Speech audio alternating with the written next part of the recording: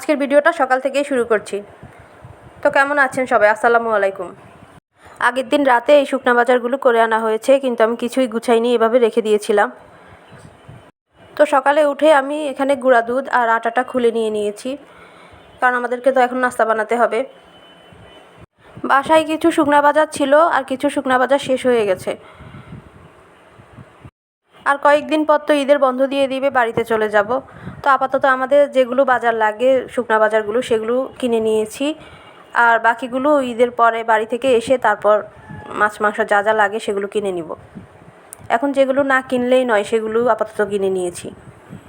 তো আজকে আমি নাস্তার জন্য পরোটা বানাবো। এখানে পরোটা বানানোর জন্য লবণ দিয়ে দিয়েছি, চিনি দিয়ে দিয়েছি আর তেল দিয়ে দিয়েছি। এরপর আমি হালকা গরম পানি দিয়ে ডোটাকে করে নিয়েছি। তারপর ডোটা কিছুক্ষণ আমি পিঁড়া দিয়ে রেখে দিয়েছিলাম 5-10 মিনিটের মতো। এরপর আমি এক এক করে সবগুলো পরোটা এভাবে ভাঁজ দিয়ে নিয়েছি। তো এভাবে এরপর আমি পরোটাগুলোকে বেলে নিব, তারপর বাচ্চাদেরকে নাস্তা দিয়ে দিব, ওরা খেয়ে স্কুলে চলে যাবে। ওদেরকে নাস্তা দেওয়ার পর আমি আমাদের পরোটাগুলো এভাবে বানিয়ে টিস্যু দিয়ে এভাবে রেখে দিই, তাহলে একটার সাথে আর একটা লাগে না। এরপর আমি একটু আলু ভাজি করে নিয়েছি। আলু ভাজি সারা শুধুই খেয়ে ফেলে। ও চা দিয়ে পরোটাটা খেয়ে নেবে, তারপর আলু ভাজিটা শুধু খাবে।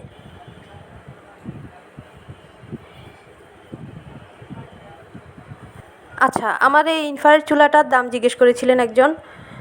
এটার দাম নিয়েছিল 4,500। এটা দিয়ে যে কোনো পাতিলে রান্না করা যায়, শুধু যে ননস্টিক পাতিলে রান্না করতে হবে তা না। এরপর আমি চাটাও বানিয়ে নিলাম।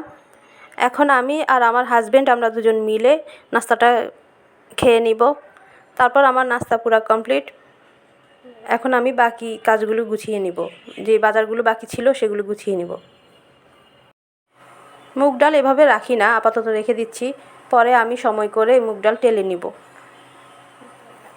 তাহলে বেশি দিন থাকে, পোকা ধরে না, আর ঘ্রাণটাও সুন্দর লাগে। তো আপাতত আমি এভাবে গুছিয়ে নিচ্ছি সব, পরে ডালগুলো টেলে নেব।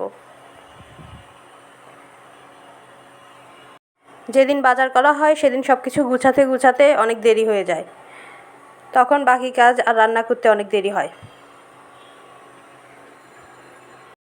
আজকে তো শুকনা বাজার, এই জন্য অত বেশি ঝামেলা নাই, কিন্তু যখন মাছ মাংস আনা হয় তখন এগুলো সব ধুয়ে কেটে বেছে ধুয়ে পরিষ্কার করে রেখে আবার রান্না বান্না করতে অনেক সময় পার হয়ে যায়।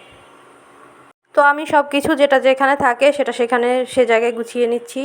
এরপর আমি রান্নার জন্য কি রান্না করব সেগুলো কেটে নিব। এখানে আমি মুসুরির ডাল দিয়ে জালি কুমড়া রান্না করব আর ডিম পোচ করে দো পেঁয়াজু করে নিব। তো আমার আজকের রান্না এটাই। আল্লাহ হাফেজ।